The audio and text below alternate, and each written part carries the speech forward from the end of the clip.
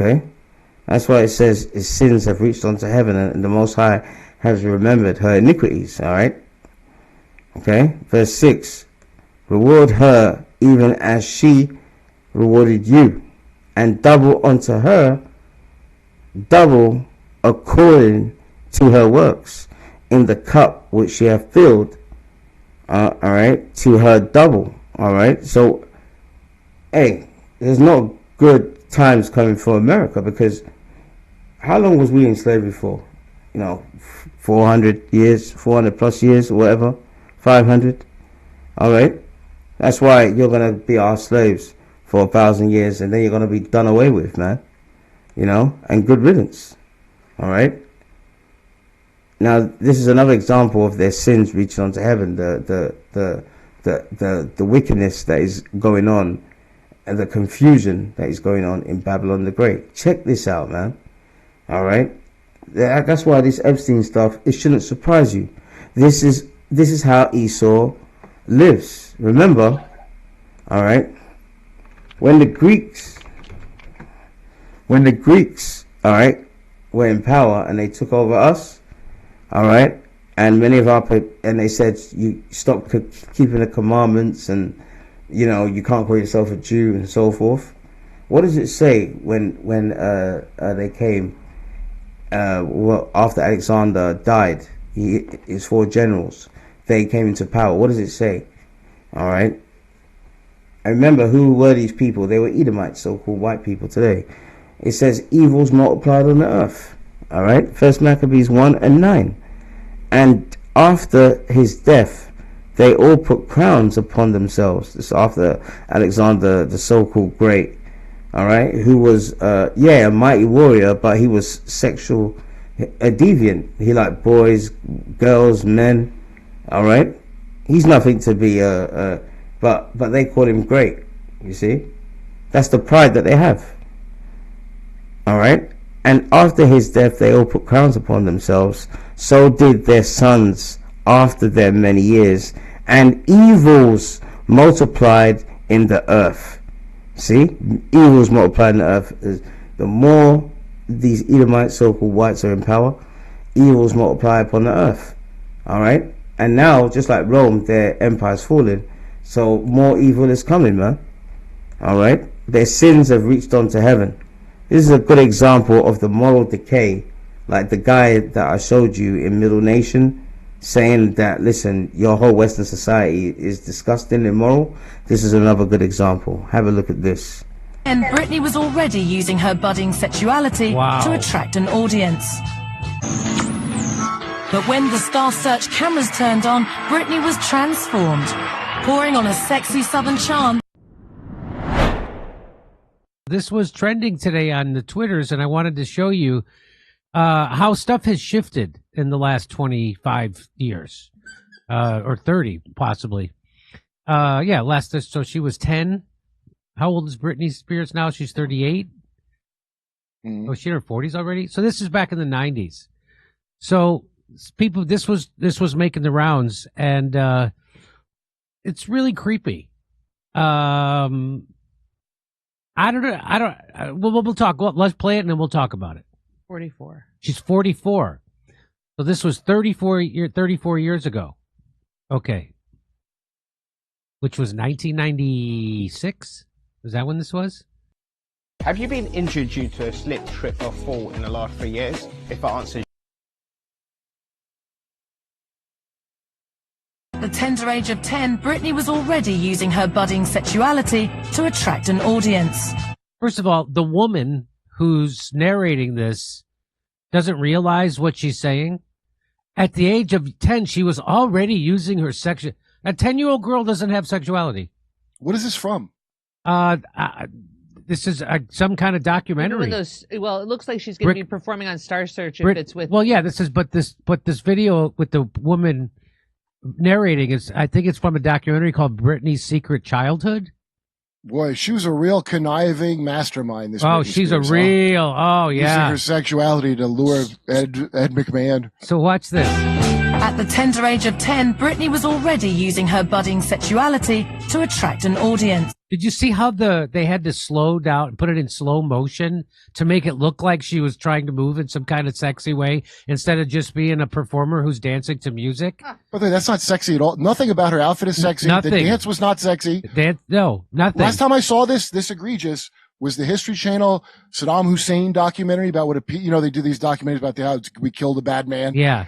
And they show even his daughter told a friend that she wanted to cut her school teacher's vagina out. And it cuts to her at a wedding, a girl this age, who's his daughter, and she's dancing like this, but they made it all slow motion so she'd look evil while they're doing it. That's what this is. Watch that. Yeah. At the tender age of 10, Britney was already using her budding sexuality to attract an audience.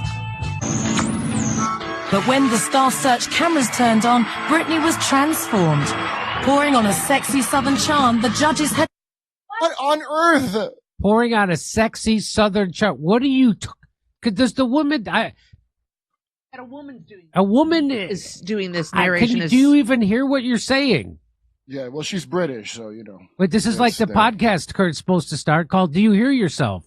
I know. I'm behind on starting it. It's really behind. Pile it up. never seen in a package so small. She comes out in a very provocative gown with high heels, and all of a sudden that little girl. I mean, nothing was provocative about a thing she had on. Nothing provocative at all. Who's this creep? I don't know who this creep is. Knocks you. Maybe the people in the chat can tell us.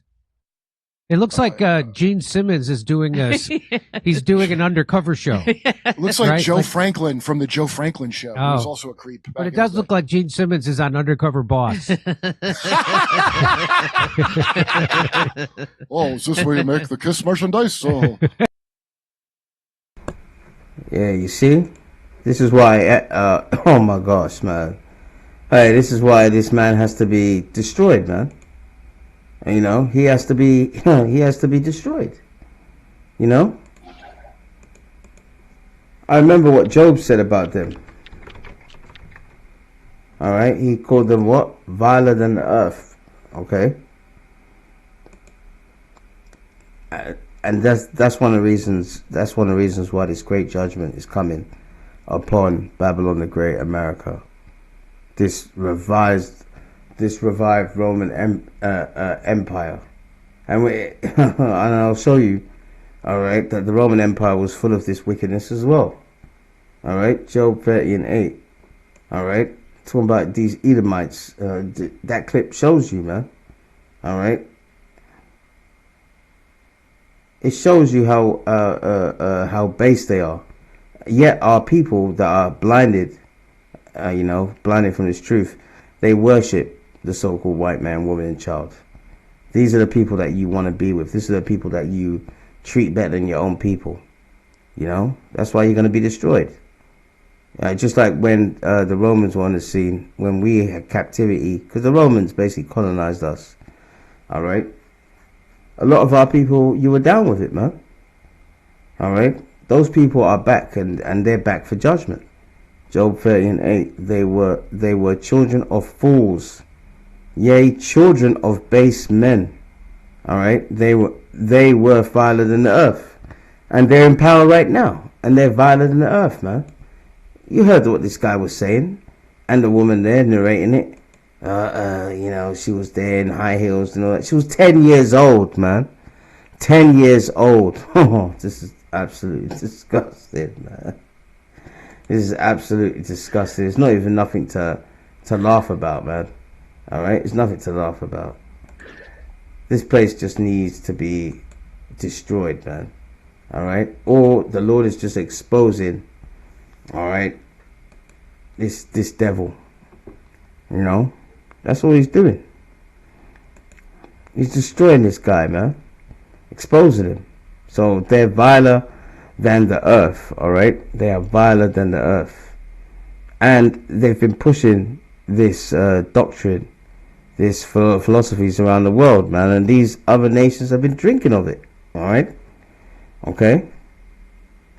They're turning everything upside down. You know, they're trying to exalt themselves like they can be, godlike themselves. I mean, it's just a monumental waste of time, but history repeats itself, just like the Tower of Babel. All right? Just like the Tower of Babel, They, those people back then, they had a lot of pride. Who's got the most pride? Esau, the so-called white man. All right. He actually thinks he's got an escape route out of judgment. It's not going to work, man. All right. What happened with Sodom and Gomorrah will happen with America. Okay. And here's why. This is Habakkuk 2:15.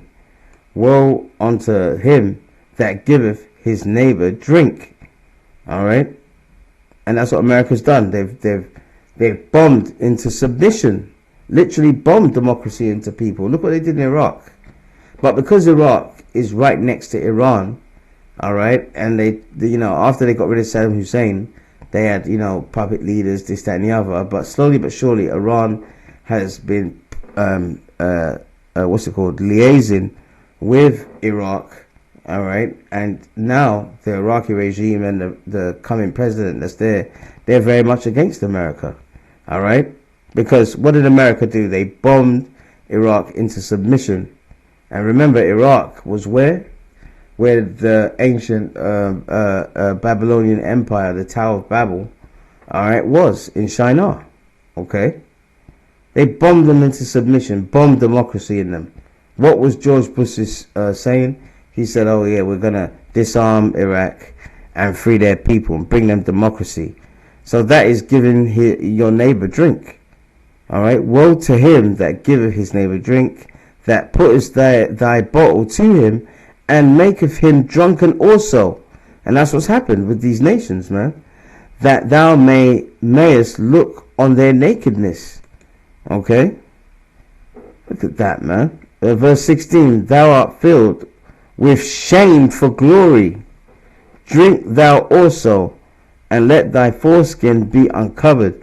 The cups of the Lord's right hand shall be turned unto thee, and shameful spewing shall be on thy glory. See, they've been giving these nations the same, they've been bombing nations into submission, putting puppet leaders in there. All right. Remember World War II with Japan, Hiroshima, Nagasaki. After that, they put military bases in Japan, man. So they drunk of that. They put drink and forced it down the Japanese, who are the Ammonites in the Bible's throat. Now you're going to drink of this cup. You're going to drink our philosophies. You're going to be like us. So I don't, any of our, see, that's why the elect is all we care about, because the elect is going to want this wickedness to cease. They're going to want, all right, the Heavenly Father to destroy this place, man. All right. Now, remember, I talked about, this New World Order and how they're trying to do the same thing as Genesis 11, to create a tower, the Tower of Babel, all nations coming together.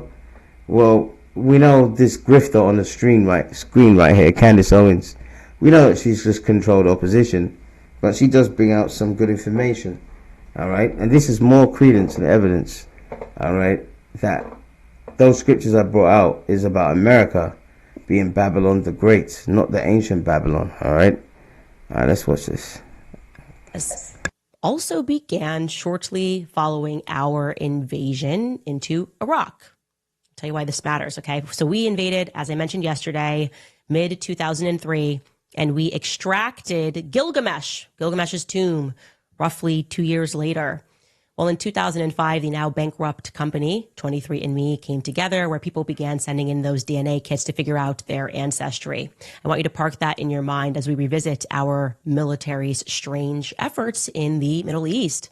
I mentioned to you guys this man named Rob Skiba yesterday. He wrote a book entitled Babylon Rising. This came to me from an email tip. It was immediately interesting. Well, this man, it is alleged, was actually murdered for some of the research and the pieces that he were putting together because he was perhaps getting too close to the ultimate project of the elites. By the way, his son emailed me yesterday thanking me for bringing up his father and grateful that his father's work is still carrying on. I've not had time to email him back, but I did receive that email, and I know that you are watching. And I'm also grateful that the work that your father did is getting new meaning. Anyway, I started watching this speech that his father, Rob Skiba, gave on the topic of his book, Babylon Rising. I explained to you that all of the elites are obsessed with Babylon, and any research that I do, it's all about Babylon, Babylon, Babylon. And I want to share to you some of these clips. It's Rob Skiba, and he's speaking about his book. Now, to tee this up, let's just get into a little bit of the history. He is positing a lot about the Tower of Babel. Obviously, we know this was built up, that this angered God. And Rob Skiba posits that it wasn't actually the height of the tower that was problematic. He believes that, or this is a theory, so don't be offended. Please don't send me emails about, whoa, this is not the teaching, this is not the doctrine. We're trying to not get to what is true or what you believe. We are trying to actually get to what the elites believe. Okay, we actually don't believe we should harm children. So if we're speaking about the elites' belief, you don't have to send me a lecture about what's wrong about it. The entire purpose of this podcast is to tell you that the elites are satanic. Anyway, I'll just add this. What she's saying is right. What you're going to hear is what they believe. I mean, it goes off. It's not scriptural. But remember, this America's called Babylon the Great. And many of the many of the kind of gods and deities they worship, which is usually in plain sight in statues and so forth. A lot of it goes back to, the Babylonian Empire, and the belief system that they had. All right.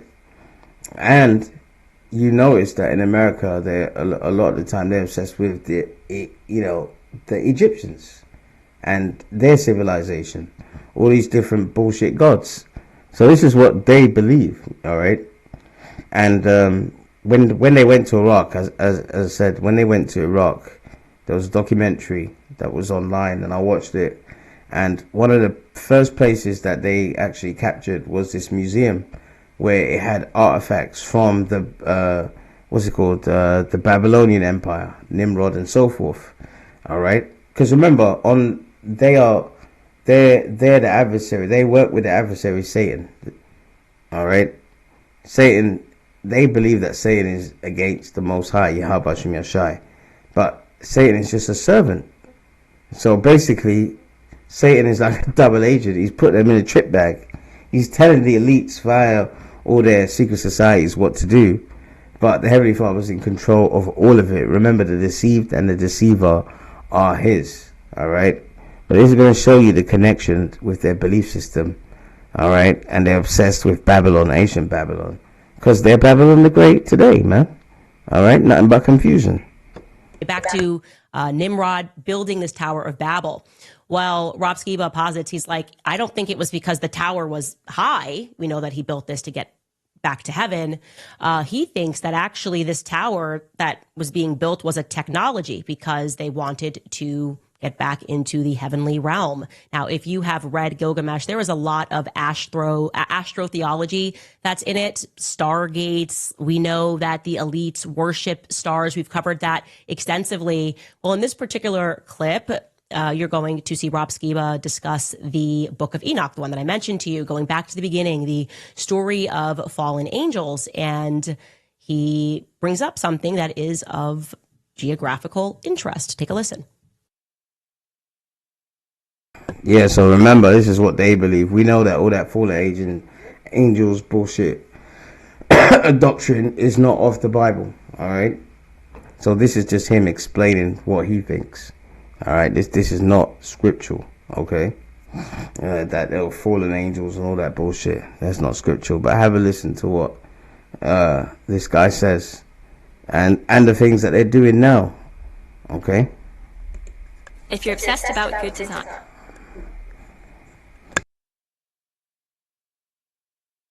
Be done. 4 years ago, we set out to make a... There are extra biblical texts, like the Book of Enoch and others, that go into more detail about what happened in Genesis 6. The Book of Enoch says that 200 fallen angels, a class of angels known as the Watchers, landed in this location right here. This is the center of a mountain range in southern Lebanon known as Mount Hermon.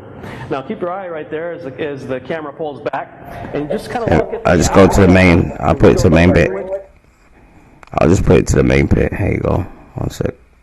Today, but originally it was the Paris was kind of the standard for a long time there, and that is in the occult is referred to as the devil's line. So something that is a fact is that the elites are obsessed with goat heads, Baal worship. None of this is a conspiracy. Jeffrey Epstein worked for the Rothschilds. You were looking at a picture of the Rothschilds at their surrealist ball. The more research you do, you just sort of see this appearance over and over again of goat heads. Even if you get into Pan worship, Dionysus, all of these, occult, orgiastic cults that they've had since the beginning of time, so to speak. And just to give you guys a biblical recap, I should never assume. I know a lot of people are kind of now just going to church or just starting to pick up a Bible. So I can back this up for you. The story of man, just so you guys know, you're not an ape. You can throw away that chart. A biblical recap here. Satan is struck down by the archangel St. Michael after a battle of good versus evil in heaven, because Satan is leading this rebellion against God. The rebellion fails. He is obviously expelled. And as a result, he no longer has access to God. This is our true history, our true heritage. This is what actually happened. Like I said, you're not a monkey. That middle school chart of, here's what happened. And then you were like, the Australopithecus, and then it was a Homo sapien. That's just nonsense, quote unquote, science. Now, these fallen angels, so to speak, also known as demons, then mate with humans. Let me say this. You showed that chart of evolution. All right. One of the main guys that promoted that was Charles Darwin. He was a Mason.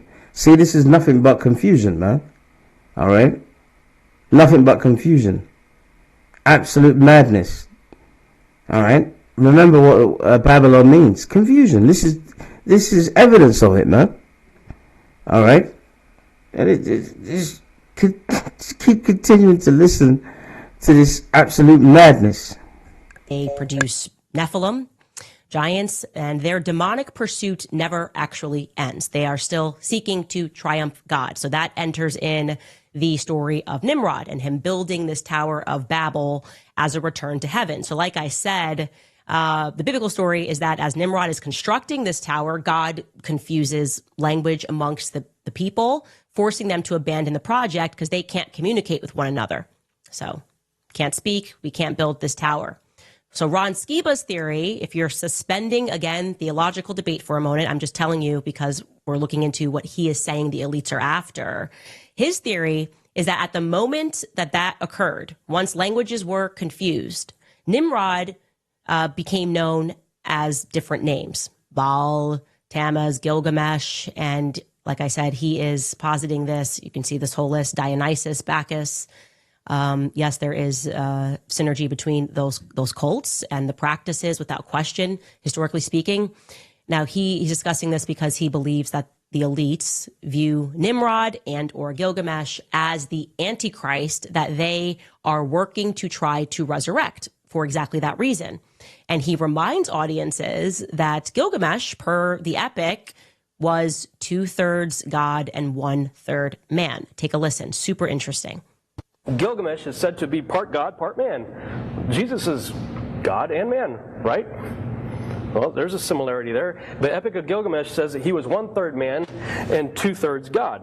What's 1/3 of 100? 33.33%. What's 2/3? 66.6%. Interesting. And the 1/3 part of man, we are carbon-based organisms, right? The carbon molecule has 6 electrons, 6 neutrons, 6 protons. So just by default, the number of man would be 666 by virtue of the carbon molecule. But this guy's got 6s all over him. Look up CERN. It's a very interesting facility. Look at this thing. The thing's huge. A lot of madness. A lot of madness coming out. But listen to this bit. This is the main bit, But a lot of the elites, they believe this stuff. This is the madness for their mystery schools, that, they believe this, what's it called? Satan, was cast out of heaven and all this bullshit. They believe it. You know what I mean? So their quest is to exalt their God on earth, which is Satan, man. And have everyone bow down to him through this system. All right? This beast system. It's the Hadron Super Collider. Their stated objective is to recreate the Big Bang. Now, I don't believe in evolution myself, but I remember them teaching me evolution in school, and they said we got here from a Big Bang, right? So if we got here according to the way you think, and you want to, by a Big Bang, and you want to recreate the Big Bang, that can't be a good thing. They're trying to find the God particle. You know, what in the world are these guys doing? Look at their logo. It looks like 3 6s on top of each other. And everybody wants to talk about the separation of science and religion, right? They're usually, it seems like they're like this, right? You know, they're diametrically opposed. Well, it's interesting that all these scientists and people working over there on CERN decide to put the religious statue of the Hindu god Shiva outside the front door. Shiva is the god of destruction.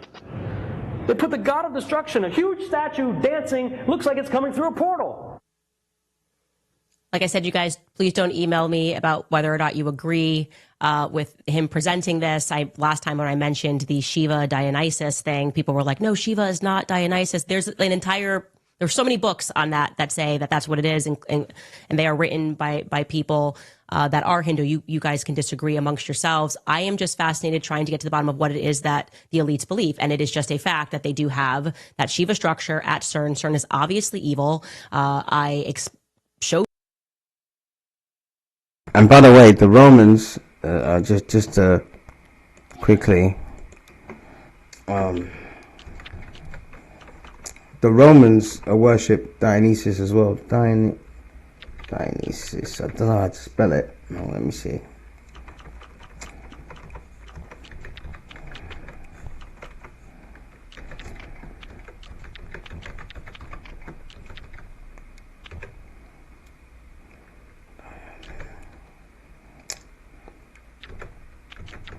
Don't know if I spelled it right.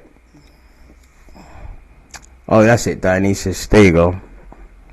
Alright, so I put in Romans worship Dionysus. I spelled it wrong, but here it says, yes, the Romans worship Dionysus, but they primarily knew him as Bacchus. You see, as Bacchus, or sometimes Liber, adopted from Greek mythology. And who were the Greeks? Edomites, so-called white people. Bacchus was the Roman god of wine. Alright, the Roman god of wine. And there was a documentary that showed about the Roman Empire. It was on Channel 5 here in the UK. And the reporter, the person that was presenting it, talked about Dionysus. And they showed near the Colosseums and the ruins, you know, like pictures of Dionysus that people on walls. And she was going into the history, and she said that when they used to worship this Dionysus, that's when they used to have orgies and men on men and men on women. You know, Dionysus is an effeminate kind of god, you know, dressed, you know, like a unclean spirit that basically promotes a decadence, sexual immorality. All right, Dionysus, man. I mean, the images were absolutely disgusting. All right, so the Romans were worshiping Dionysus, and who are the Romans today? Esau, you so-called white people, and you're doing the same thing in America. All right, adopted from Greek mythology, Bacchus was the Roman god of wine, ecstasy, and fertility. There you go, fertility. That's why they used to have orgies, man. All right, when they used to celebrate Dionysus, his worship, often called Bacchanalia, involved secret, frenzied rituals that were so popular and subversive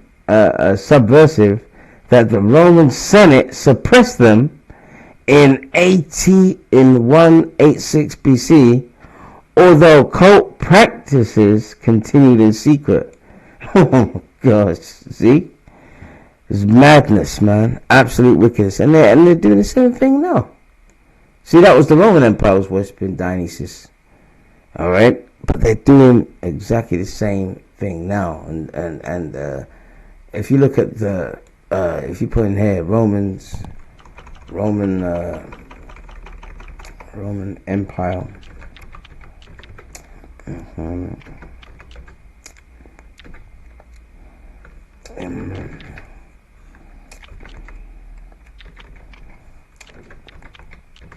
Let's see if we get something here.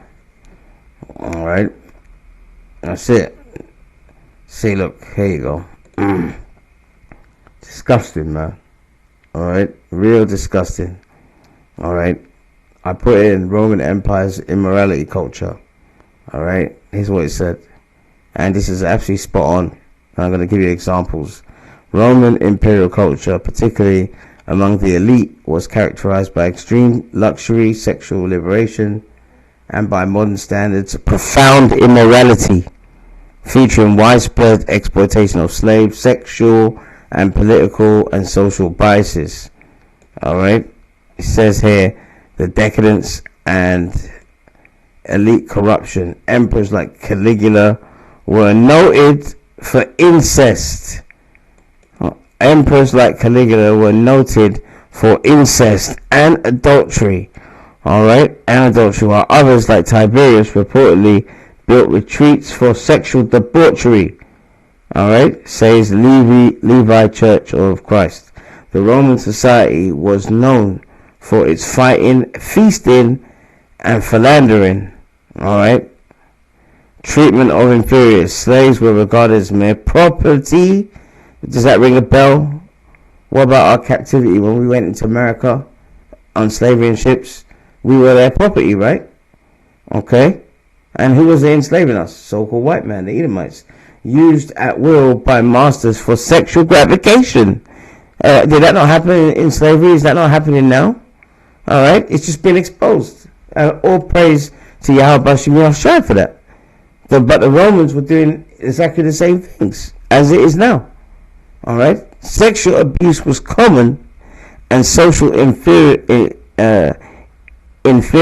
were treated as inferiors being, according to the JMU Scholarly Commons. Alright? Oh, it's disgusting. Alright? Real disgusting. Alright? So basically they used to do that in the Roman Empire. They had all this sexual immorality, pedophilia, alright, etc. Okay? But it's Rome all over again. Okay? Remember that.